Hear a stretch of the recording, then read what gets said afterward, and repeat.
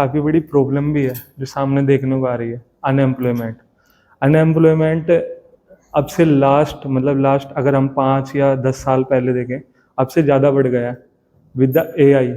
जिस तरीके से एआई आ रहा है मार्केट में और जिस तरीके से जॉब रिप्लेस हो रही है, अभी रिसेंटली अमेजोन ने 1 लाख अपने वर्कर को फायर किया है। तो ये इस तरीके से तो काफ़ी बड़ी प्रॉब्लम है ये। अगर हमने अपने आप को डेवलप नहीं किया या अपनी स्किल्स को इम्प्रूव नहीं किया तो डेफिनेटली ये हमको रिप्लेस कर देंगे। या ऑफ कोर्स हमारा माइंड इतना डेवलप और इतने हम टैलेंटेड होना चाहिए कि हम ये सब कर सकें, कंप्यूटिंग कर सकें, then only we could go for surviving in future. Otherwise much of the work would be overtaken by the machinery and AI. अभी सबसे पहले इफेक्ट पड़ा है, जब से चैट जीपीटी आया सबसे ज़्यादा जो इफेक्ट पड़ा है वो कंटेंट राइटर के ऊपर पड़ा है। कंटेंट राइटर वर्क तो करता था, लिखने का काम था उसका, स्क्रिप्ट बनाता था या कुछ भी राइटिंग पोर्शन करता था। अब वो सारा काम कर रहा है चैट जीपीटी। इसी तरीके से डिजाइनिंग का काम था, अभी डिजाइनिंग का भी काम एआई करने लग गया है। धीरे धीरे ये technology. When I'm talking about that, even the algorithms are made by AI. Then what about designs? Designs could also be made by or recreated by AI. By learning from the different designs that you have, it can go for creating some new design you must not have thought of before.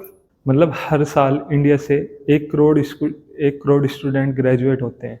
इसमें से 15 lakh engineer हैं और 85 लाख तो MBA, BBA, BCom, BA इस तरीके के student हैं।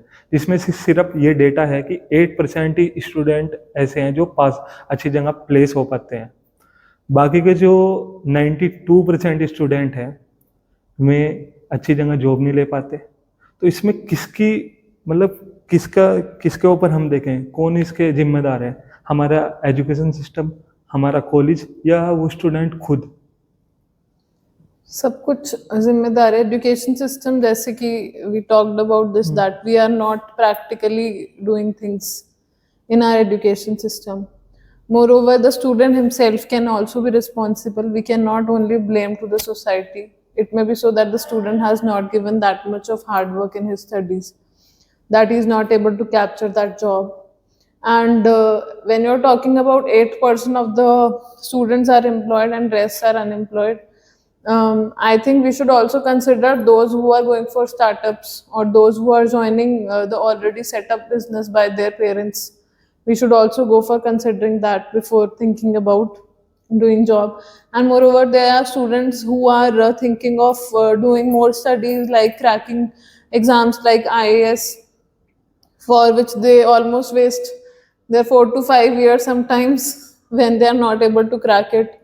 Sometimes students waste a lot of time in these exams. पर उससे उनको एक्सपीरियंस मिलता है। Experience is one thing, but they are lacking behind in their career because they are too much after that. And if they think, not everyone can become an IAS. Just don't follow the crowd. Don't follow the crowd. You should think of your capabilities and your skills first. You should think, what am I good at? अच्छा, तो मेरी एक लड़की से बात हुई अभी recently. उसने 8th के बाद स्कूल छोड़ दिया, उसने ओपन से स्कूल कर रही है वो। क्यों? और वो फैशन डिजाइनिंग का कोर्स कर रही है। उसका फैशन डिजाइनिंग में बहुत इंटरेस्ट है। उसने दिल्ली से एक ऑनलाइन कोर्स करा। Now she is designing clothes very beautifully, aesthetically, but she is doing something very perfectly and very competitively than others. So it may be so that you become perfect in something and not just by studying and following the crowd.